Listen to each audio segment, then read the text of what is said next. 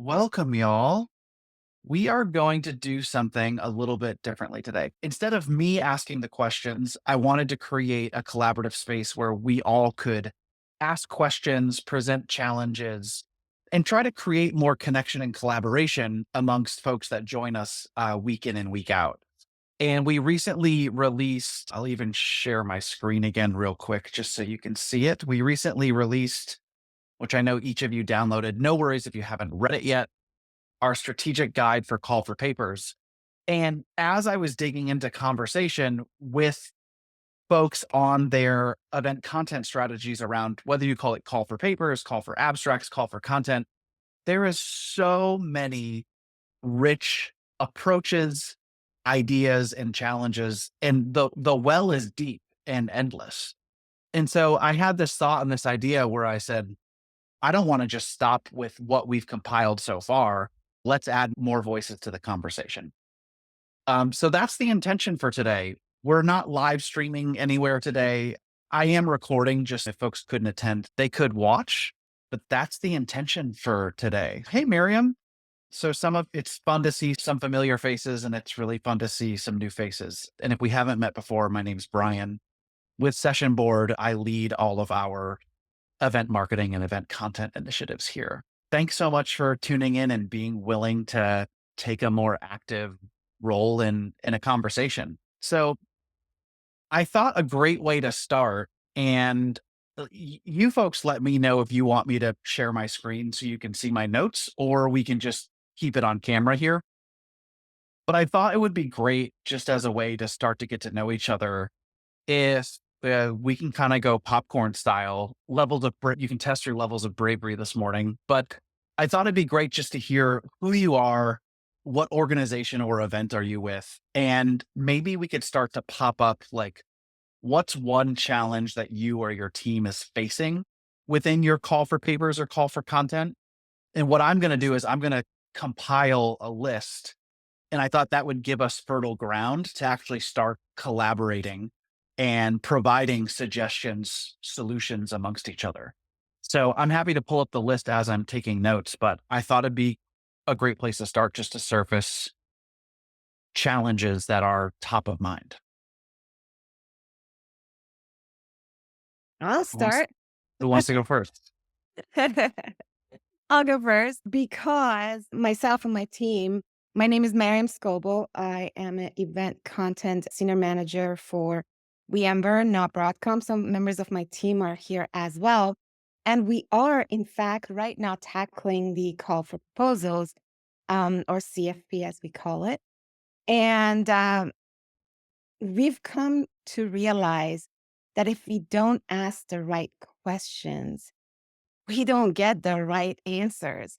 And asking the right questions is a challenge that we face every time. My team can jump in and join, but I feel that quite a bulk of our time goes into the beginning, thinking about asking the right questions so that we can get the right submissions, so that our selection process is fair and just, and that we serve the attendees' interests the best, as well as our company's strategy for this year. So that's where we are. How That's do you great. come up with the right questions?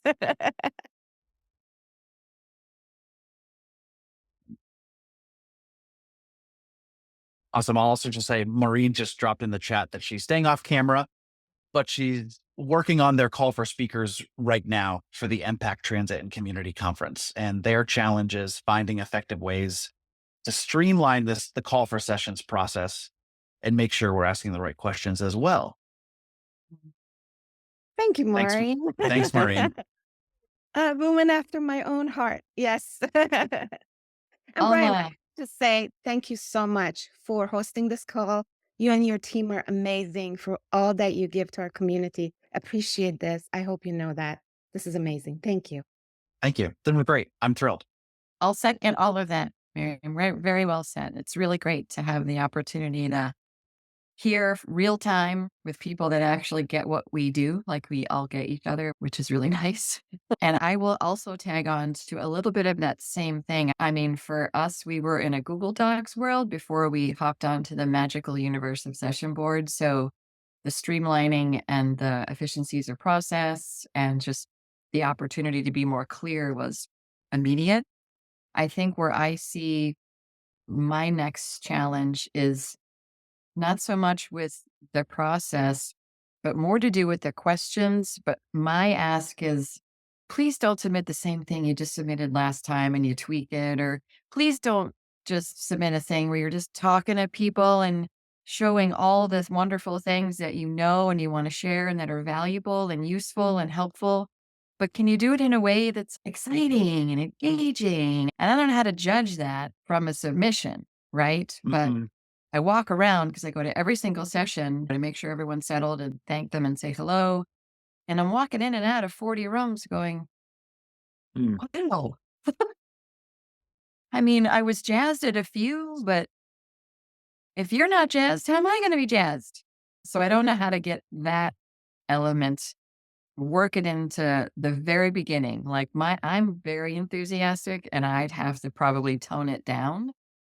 But how do I incorporate the enthusiasm and the professionalism, blend those two, right? And clearly, end result, it has to be a valuable and effective presentation, right? It can be Mhm. fun, but still have to deliver actionable, useful, relevant information. So that's where I am. Okay.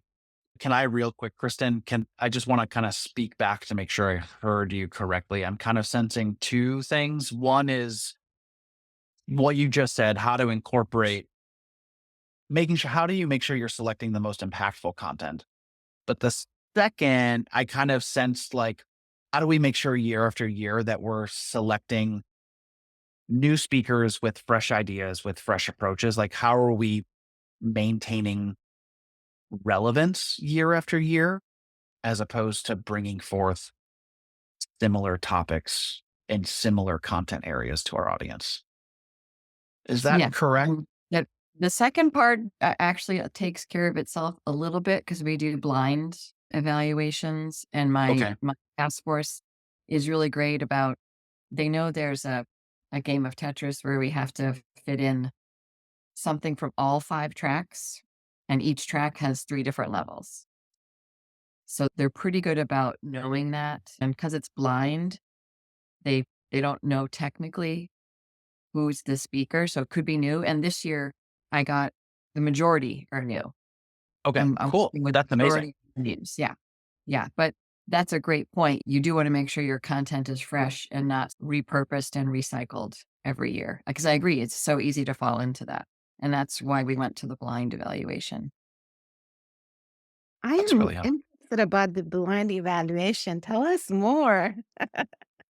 Me too. Oh, it's so fun. So in my community, we're an association of 5,000 members, but truly the people that can actually be considered the experts in the editing community are somewhat well known, right? It really was, and we don't pay them to come speak at our conference. This is a professional opportunity, but we do not actually pay. And they actually in the in-person, they have to pay to be there. We give them a break, but essentially they still have to contribute. Virtual, of course, but we found that by making it anonymous, so when my task selection force committee is together, they are looking at content, they're looking at the track, they're looking at the level, and they're looking, of course, at the session title to get an idea what it's all about. And they are not looking at who submitted it, their bio, how many years of experience. They have none of that access. I do allow them to see that when it's a panel, because I truly believe the efficacy and impact of a panel is completely dependent on your panelists. So you really do want to be aware of who's in the mix on that, but otherwise they have no access to the who, they just have access to the content and the what.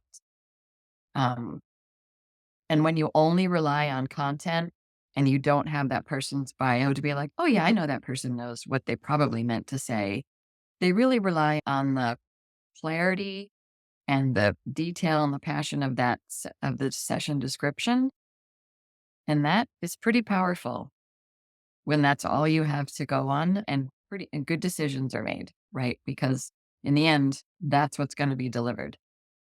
So do you have a set of criteria for your content I review? do. I have a rubric. Yep, and it's pretty simple.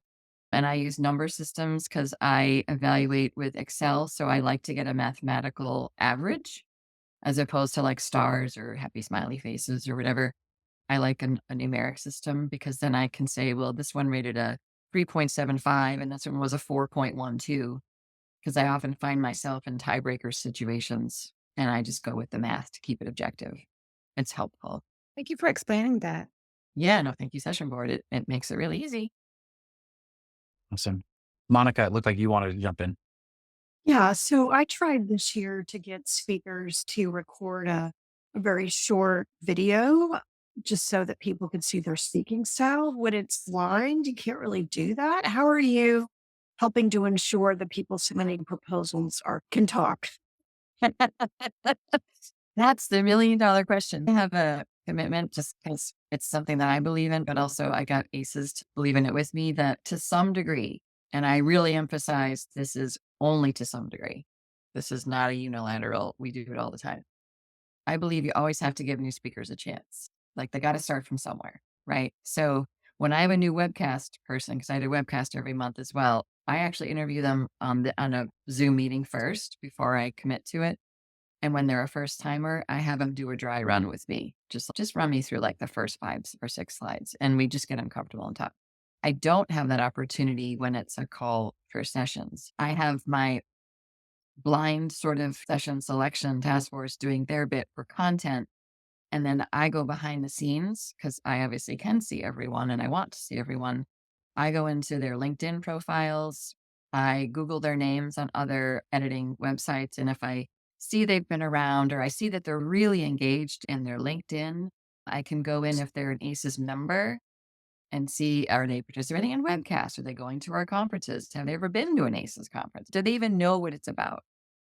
And so I do some background check for lack of a better term. And then you're right. It is a leap of faith in the end though, to know whether they can speak. And I do a pretty thorough job with my speaker training and orientation to try to get them on a screen or so I can see them and at least meet them.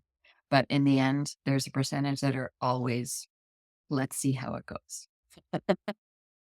Can, can I jump in for the quick question? Sure. Yeah, Sure. for sure. So I love this idea of the blind review process. Whenever, do you have a way that you're tracking how they performed if they were new speakers and such? And if so, are you going back before you make final selections to review what maybe they did at a previous event to make sure that you are getting like the cream of the crop, if you will? Excellent, excellent question. So if they have anything within my data, so maybe they haven't presented at a conference, but they did a webcast or they did an ACES chat or really anything in the community, or maybe they're a committee member and they're doing this all the time with their committee. They're on screen, they're talking, they're a contributor, they're doing things. That kind of data I can put my hands on. If it's I think there's two different scenarios. If there's a case where I've never seen this person, I don't know who they are, then I go back to my LinkedIn sleuthing and see what they're doing. If it's someone say, well, I would know who they are. Like we do session evaluations for everything. So whether it's a webcast, ACES chat, you did a session at my conference, you're getting immediate feedback in the session and it's pretty detailed. Editors are pretty detailed people. And then I share that with all my speakers because I also believe they have a growth cycle, right? And they want to know how well they did. And it's really hard to judge yourself. So I'm pretty candid with the feedback when it isn't good in some categories. I'm always positive, but I say, wow, this is a really exciting opportunity. It looks like your content was fantastic. And maybe there's a mechanism to have a visual aid to really help you make that impact, that you were hoping to make or something. So I try to give them some pretty specific feedback in terms of their effectiveness as a speaker. But if I really don't know them, I don't have access to that data to maybe know how they did somewhere else. I have on occasion where they weren't on LinkedIn. I had no way of knowing, but they did do another thing with another editing agency. I did reach out to my counterpart there and ask and got great feedback. I mean, that was really a Hail Mary pass, but it worked. So it to a degree, it's just a bit of sleuthing. But so you probably didn't ask this, but I think I added it anyways about the feedback mechanism for speakers, because I do think that's another great thing that we can offer people that we work with for their own growth and their own progression as a speaker. Just to jump in on something that Kristen touched on, I'm Sean Bonner, Director of Education and Membership for IAPA. Our association is the Global Association for the Attractions Industry. One of the challenges that we've had is really starts with our committees and task forces is the idea around kind of levels of content. We want to make sure that we have content for those that are been engaged with our association for more than 5 years. We tend to gravitate towards introductory where things are applicable to all audiences. So I was just seeing if anyone's had luck introducing those kind of different levels of content. I know that at the various places that I have done this, I have not had luck with that. People always ask for that. Attendees always ask for that, but everybody always has a different level of what they see as beginner, intermediate, and advanced. And it's hard I have found it hard to kind of find a global rating scale for that. And I don't know if anybody else has, but I always find it really difficult because my version of a beginner is some people's version of advanced. Yeah. It's actually true with us we're the International Association. Even if we use 101, 201, 301, that doesn't compute across all the regions. But even with introductory, advanced, and intermediate, we're getting content because I think when our sessions are being built, they want to start from start to finish. Sometimes they don't start off on the very kind of advanced pace, so to speak. I can jump in just for a second because I encountered both of those things when I first started.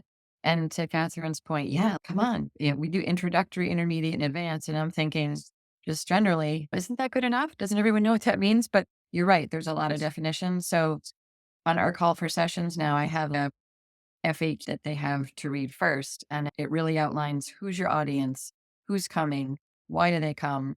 And then I explain what each track means and what each level means. And I give them this is someone who has had 0 to 2 years of editing. This is someone who has had 3 to 7 years of editing. This is someone who has had probably 10 or more years of editing.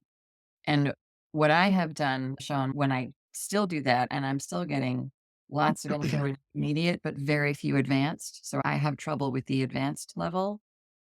I have read the content, researched the speaker, and especially if it's someone that I know, I go back to them and I say, hey, Susie, you submitted for intermediate. Could you do this at an advanced level? Because your content is awesome and it's appropriate for it, but I need to know that you can commit to delivering at a slightly higher level. And I've outright asked them, and I've had several be able to switch it. And sometimes I've gone the opposite. This is way basic and you labeled it advanced. No. I I'm going to change it to introductory I mean, I've gone both ways, but I think if you know your speakers and you can have that kind of dialogue, they get kind of excited, right? Because it's, oh, I can present advanced. Out of You know, curiosity, do you guys notate in your feedback, your evaluation to the attendees, did you consider that intermediate, advanced, or beginner, and then go back and You- cross-check? Oh, you do? we do Okay, that's because interesting. the editors are really specific. If Right. they walked in a room and it was intermediate, I always hear back on evaluation, that was probably more of an introductory session. If they really felt that way, they'll include that. And I incorporate that into the comments because my speakers see all the comments. I share the whole evaluation with them. And then I try to highlight great job delivering at level, or it looks like you have an opportunity to either make it more sophisticated or to simplify a little bit. Interesting. There were some good comments. Monica said that she had reviewers indicate what level the content was in the review process. And then Debbie also mentioned that they use Bloom's taxonomy to determine where they think they fall in the learning objectives. They then can push back on whether the speaker will achieve that. This helps them compare to what they label intro, immediate, and advanced. I don't know like the best resource to go to for what's the central source of truth for Bloom's taxonomy, but I did pull this really quickly. It's a really nice framework. I don't know, Debbie, if you want to share more about it. I just think that's really interesting. Yeah, I'm happy to share a little bit about it. I look at the action verbs because the action verbs tend to lead how they're going to deliver it.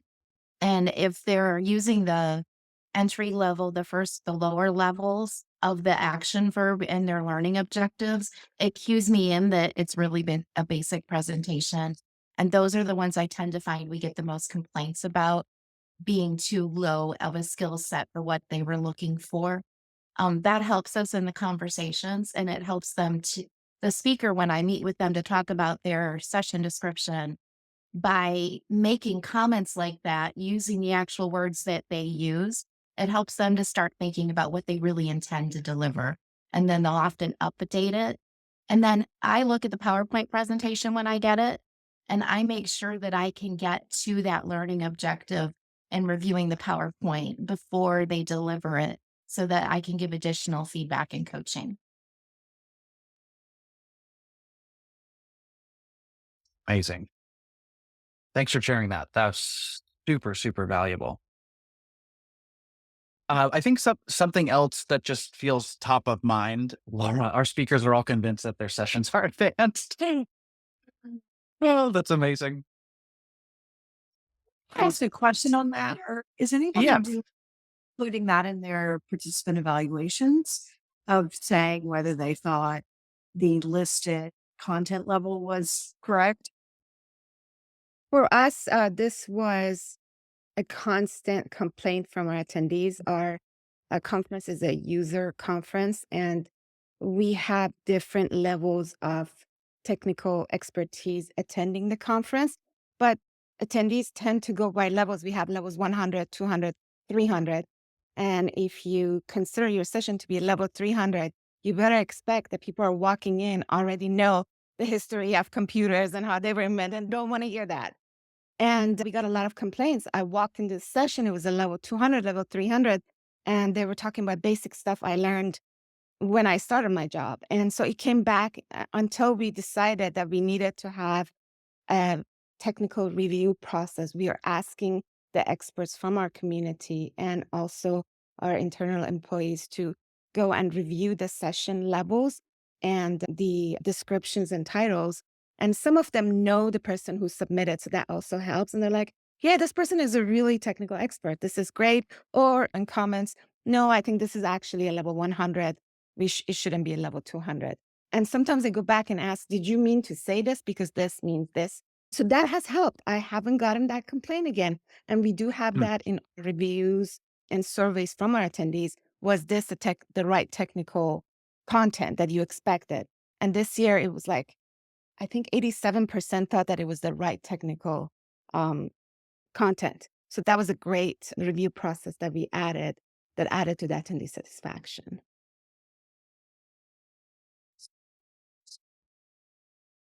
Kind of also, Right. it's actually motivating me to use Debbie's brilliant Bloom's taxonomy and also just give my speakers a heads up and say, as you're creating your content, because it's due to be next month, just a heads up, we will be including a specific question in this year's evaluation. Did the level of material meet what it was presented at? Um, just to give them a little bit more motivation to be like, Yeah, consider the audience. yeah, I know, right? And it is very specific. That's great, though. Thank you. That's a great idea. These are great. I think something else that I think, Kristen, you were kind of mentioning the value of kind of what you can validate in your speaker training process. And I kind of think that, like Miriam, I wanted to go back to your first challenge, which was all about asking the right questions to get the right answers.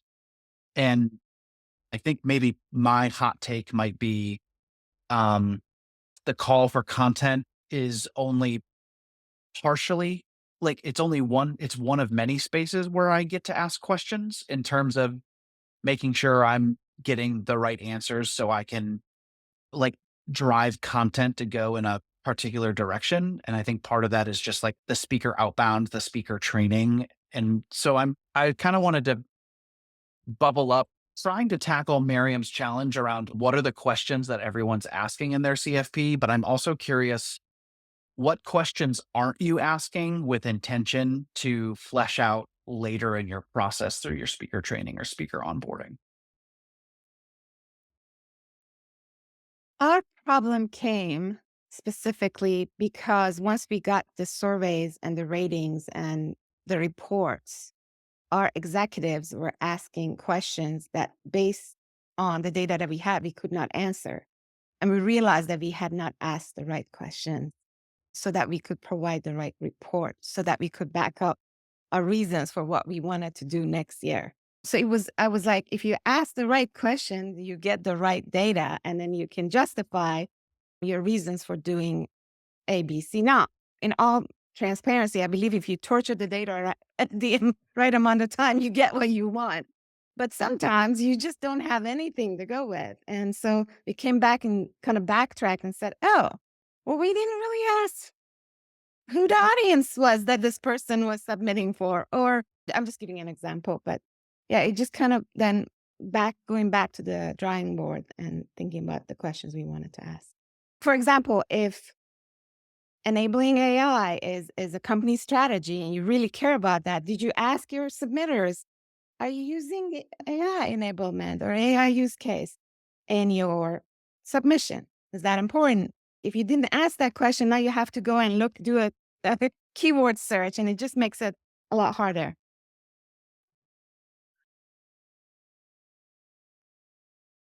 Yeah, Kristen made a good point. There's a delicate balance of asking the right questions versus asking too many questions.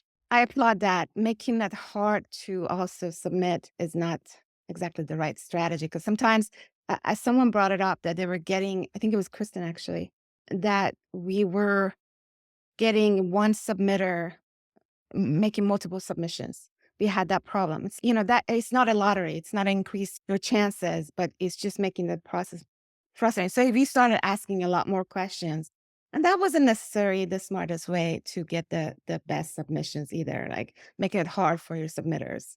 So I agree with that. Speaking back, the I ran an event for several years. It was our annual brand event, and I don't know. Maybe we're all in a similar place, but I don't know if I should be half ashamed to admit this. But our call for papers was basically my firewall, because I'd say 95% of the speakers were being selected by being in conversation and going to the speakers that we wanted to select, or sourcing our speakers from like different internal teams. And so I would hold open office hours and just flesh everything out in 30 to 40-minute micro sessions with potential speakers to craft the content. And then the call for papers was there to fill gaps in our program. Or I hate to admit it, but in some cases it was like, ooh, like this person or this topic isn't a good fit, but we'll still bring them through. And now we have context for future podcasts, webinars, blogs, you name it. So I don't know. I just throw that out there in terms of our approach, in terms of how helpful the CFP was in gathering the right data versus the power of conversation and hosting forums where we could get really direct and clear on the outcomes we wanted from our speakers and our content by working with. When you guys talking, everybody keeps talking about speaker training and like working with your speakers. When you have a large collection of speakers, how are you guys, and multiple events going on, how do you guys have the time or the bandwidth to do so much speaker? It sounds like a lot of people are doing a lot of speaker training, and I know that I don't have time for that. So I'm trying to figure out the most effective way to help our speakers. Um, I can just jump in quick, Catherine. I have a team of 3 and my entire team of associations, and I do all of the professional development, all the conferences, all the webinars, all the online. I do everything. So I am super worried about efficiencies. So what I do is I offer one date and time for a speaker training and orientation. I make sure I get it actually on their calendar. I go through the trouble of putting it in Google and putting it all their emails, their calendar, so they can't say, "Oh, I forgot." And then I get a lot better attendance, but I also record it and then I put it back in session board under my sort of speaker library resources. And then I email them from session board and say, I just put the video in there so that they have access to it because you can't bring all the horses right to the water, but it usually works out that the ones that know that it would benefit them come. Right. Mhm. And then at least and I try to give a carrot. I'm going to be talking about the venue and what the rooms are like, and everyone always wants to hear that. So, try to help them that way. That's a good point. That's we do like a speaker preparation webinar too that is inclusive of all that stuff. For our event, we have over 300 speakers at our November event, but we're also doing content all throughout the year. We're putting out stuff from the IPA team, but we really leverage our committees and task force to kind of be an extension of that team. So we really count on them to help with the subject matter expertise, but they are also kind of chaperoning the speaker and then able to coach them and ensure the content is hitting the mark. But really, that's kind of the magic of our conference is our volunteer teams.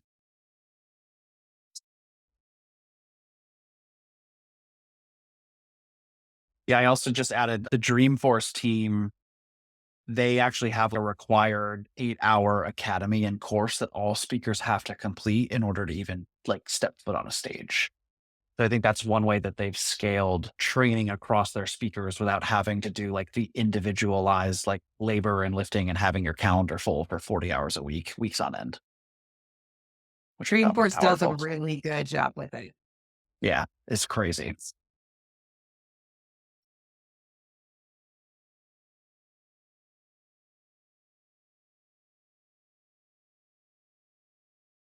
We just had, hey, Claude, what's the best way to stay in the loop for speaker cover to enable strong networks with event planners? Question from the UK.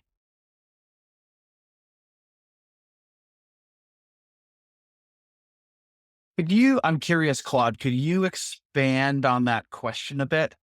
Are you asking about ways to essentially expand your speaker database and your speaker network? Yeah, you on the right Yeah. track. Okay, great. I don't know. I am curious, like, what are folks' approaches to like growing the health of your speaker database or speaker network, whether that lives in like a CRM or a spreadsheet? Could be either. I'll be honest, this is something as far as the database we've struggled with, and we're currently evaluating Session Board's CRM, but we're a lot of historical knowledge with our team. But as I mentioned, we have other regional teams, and they've had 2 education managers come on board, and they don't have the context. So this is something that we're exploring is a better catalog of our speakers. It's great. Miriam, do you want to bubble up the comment that you just shared? Oh, yeah. So we actually, speaker training is really close to our heart because a lot of our experts are really great on paper. They're great technical experts, but not so confident on stage. And we wanted to give them the wings to fly and shine. And we work with many different present training agencies. The one that we've stuck with because of many resources that they share is Elevation. Because they're professional actors and actresses, they bring a different kind of perspective to body language, to being on stage. And that it really took off with our speakers. And also, this year, we are promoting this as a rehearsal rather than speaker training. So we're hoping that people are not offended or, I guess, anxious about a training course rather than showing up with their peers and going to a rehearsal for their sessions. We think that might be better received. However, they have an AI tool for rehearsal that really helps. They also have a mini library of resources that's useful. And we're making that as a task for speakers to either sign up for a virtual training or now rehearsal session. And these coaches also show up on site and have a one-on-one rehearsal right before the speakers go on a stage. We found that is also really helpful. In addition to that, we've had peer review, presentation review by your peers, as well as asking our most popular speakers to do workshops or actually like a virtual workshop to just tell their peers how they're successful and some tips and tricks as well.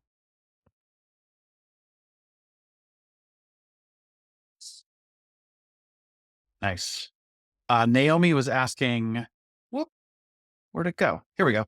Does anyone have any techniques or advice on how to attract more diverse speakers?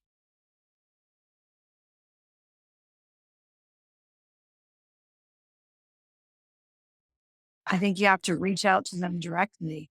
I have a couple which we've done better at our conference that's coming up in March. But sadly, a couple of them, one of them was speaking on a DEI topic, and we're not finding that people want to attend DEI topic sessions, which is sad. So I just had to cancel it. Hmm. So We've really leaned into, I'm with the World Pet Association. And so we deal with pet retailers and pet groomers. And then there's like subset associations that are like the Black Pet Business Owners Network. There's some different ones. But we've really leaned into those type associations as well to try and source some of our speakers to create a more diverse audience. Because the joke in our industry is the old white guy industry. And so it's just, we're really trying to focus on just, there's different pockets that we can tap into. And so we've tried that and it's been pretty successful so far. And we're finding new speakers for one thing, and also really qualified speakers as well. We've had luck with when our committees and task forces are adding speakers to sessions that they're very intentional about it. So if you can get their buy-in to wanting to attract new and different speakers, then that's kind of been our method so far. And we've made some considerable progress because attractions industry is, just as Kristen said, the old white guy industry as well. Yeah, one of the maybe the pitfalls of the blind evaluation is it's all content, right? Doesn't matter who wrote it or who's doing it, it's all content.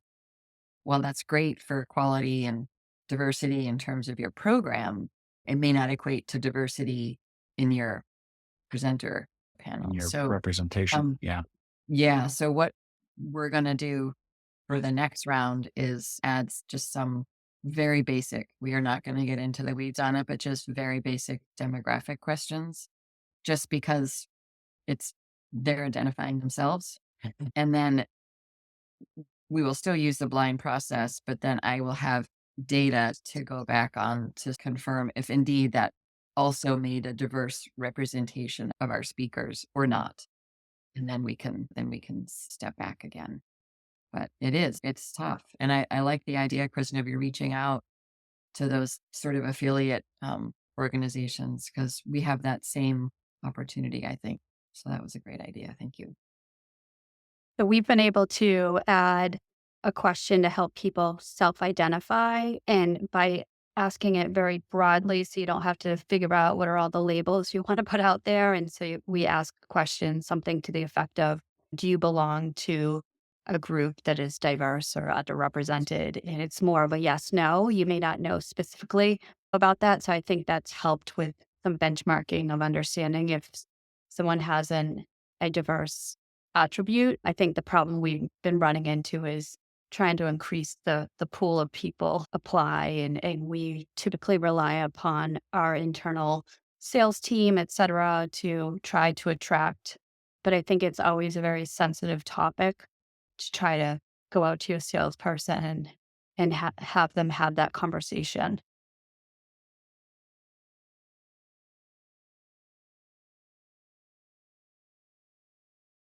Really helpful.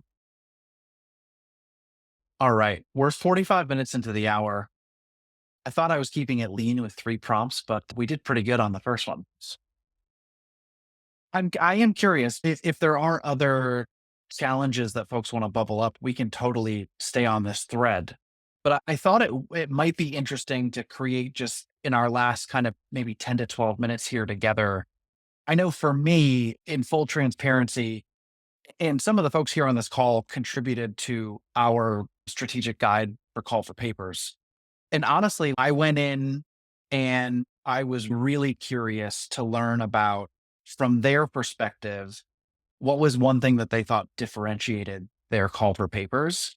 And for me, it was really fascinating to kind of turn over stones to hear about like unique approaches that people were taking. And it seemed like every person I talked to had something that was unique, whether it be to their event or their approach. And so I just thought it might be helpful to bubble some of those up and popcorn some of those up. If you think that there's something that you do within your call for paper strategy that you haven't seen elsewhere, could be fun to create space to open that space up. Anything come to mind for anybody? So this is probably not earth shattering, but it's a challenge and something new that we're doing. And I'm taking this from a previous position that I was in. But I don't have a 365-day open call for speakers or call for presentations. I have definite, or I'm implementing new at World Pet Association start and end times. So deadlines for my call for speakers instead of just having a perpetually open one, and that is just helping with kind of my production schedule and my timeline. And I've also found it just helpful in what kind of content I'm getting. So it's a little more relevant when I have the start and end times. Also, I have two shows that are kind of overlapping in some of the content, and it helps, I think, differentiate a little bit between those as well. So I know it's not earth shattering stuff, but it's new for the organization that I'm in.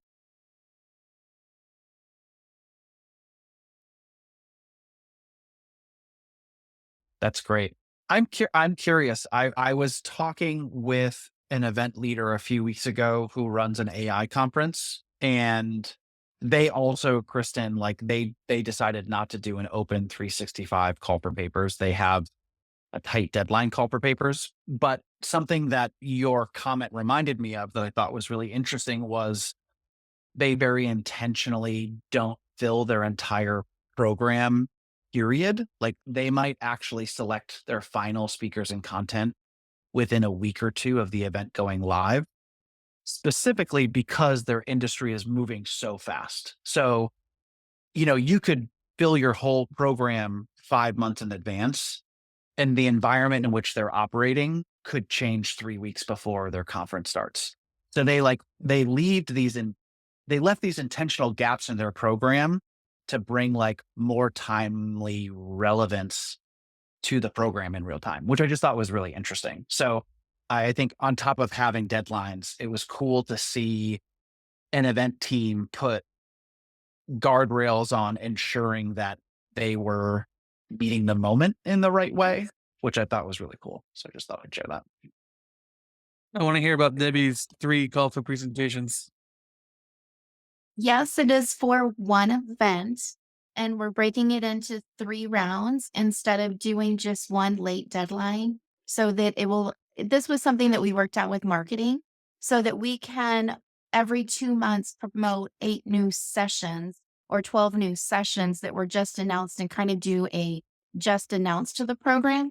Half of our program is call for sessions or content that I curate, and the other half of the program is partners, which I create half of that content too, and then assign partner positions. So it kind of helps us to do a regular rotating announcements so that we can get some marketing traction on specific sessions. And just my audience is we do struggle with that. Things change so rapidly that what is the next new hot topic? One track is all dedicated to tech and innovation. So I am the director of education programs for National Association of Corporate Directors. And so our audience is primarily board directors or C-suite individuals looking for the most current information. So that's how we were trying to avoid we wait until 3 months before the event and post everything, but doing it throughout the year for our big event. Plus, that gives us intel for what's hot in the market. And then because I also run webinars and other in-person events, I sometimes pull from what I'm receiving to support the other events if they're maybe not right for our annual event. Larry, can you Are, expand on the partner portion of that? Just so I'm Sponsors. We okay. call them partners, but they're sponsors. Okay. are there equal amounts, or does like round 1 have the most and does it trickle down? Or the This is our first time, so we're playing with it. We just closed it and we're in review right now, our first round. And we received an unprecedented amount of submissions in the first round, which was crazy. So we're hoping to do one third, one third, one third. However, we might change it up and we may be out of sessions by the end of the second round. I might just save a couple to run for that last round. But we're getting some really good submissions. So we're not sure we're going to have that third round yet. We're still playing with that. For us, we receive like 90% of our submissions the 2 days before the deadline. So like we can make the deadline whenever it is, and it'll just that's when people are going to submit. So Yeah. curious, you have three different deadlines if you're getting more engagement. We're not sure. We're going to find out. This is the first year we've done this. We had an open call last year with a late deadline, and we struggled with it because of getting everything finalized after that deadline. Debbie, I'm just curious, do you release these prior to registration opening, or is it like staggered prior and a little bit during? How do you deal with that? We open our registration for our next event during the event that we're running. So we are automatically opening registration, and first round of call for sessions opens the last day of the event that we're running, with the first deadline being about 4 months later. And we actually received our first submission on the last day of the event. Somebody was so inspired by it. We get about 30% of our submissions in the last 2 days. Otherwise, they're pretty much staggering in throughout, which is kind of impressive. And not what it used to be when we only had one date. When we only had one date, they all showed up in the last 7 days. It's the best time, right as your event's ending, to ask for the next one because everyone's on a high and they're all inspired and motivated. And even if they don't finish their proposal, they can log in, start it, and then give themselves a minute to work it out. So I think that's awesome.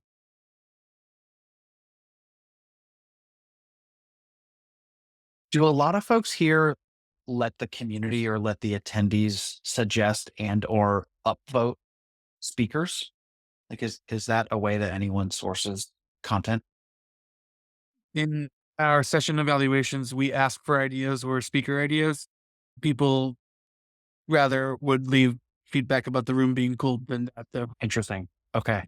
We We do try, an but doesn't. overall, yeah, our overall conference survey, and we do get ideas like what did we not cover that you wanted covered, or what would you like more of, and they're pretty open with it.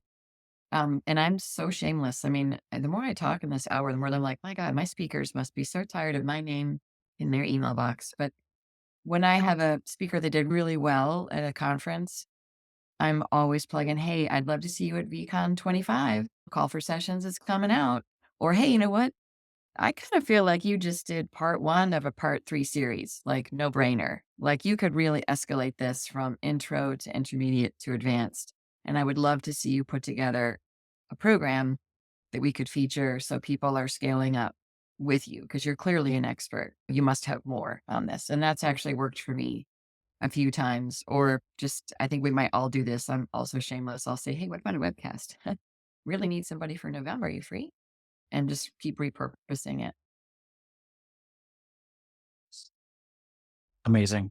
We are pretty much at the top of the hour. This was really fun for me personally. This was amazing. This was like our first at bat at bringing a group of folks together. So thanks everybody for creating such a great environment. It's all co-created. Couple things. One, if anyone wants to connect, first and foremost, the calendar invite that I put you on, the invite list is open. So you can go into that calendar invite and snag anybody's email if anyone wants to connect. Also, feel free to drop your LinkedIn in the chat. Um, my intuition says we need to do more of these, but I also would love if you have ideas, feedback, positive or constructive, right? Like we're really open here at Session Board about building in the open. We're trying to create value. We're trying to create community. And even the product we're building, we're very open about where we aren't and where we're going. Welcome your feedback for what topics should we cover next? What ideas do you have? And how are other ways that we can create more connection and convening? So just want to say thanks everybody for being here. Really appreciate it. I know your time's super valuable. And this was a great conversation. I'm going to host the recording. I'm gonna make it available. So I'll share it with all of you so that if you want to share this with any colleagues, peers, revisit the conversation, I'll make the transcript available as well so that you can pull any of the insights and take a red pen to it. So thanks so much. This was great. Thank you. Thanks, y'all. Thank you. Bon voyage.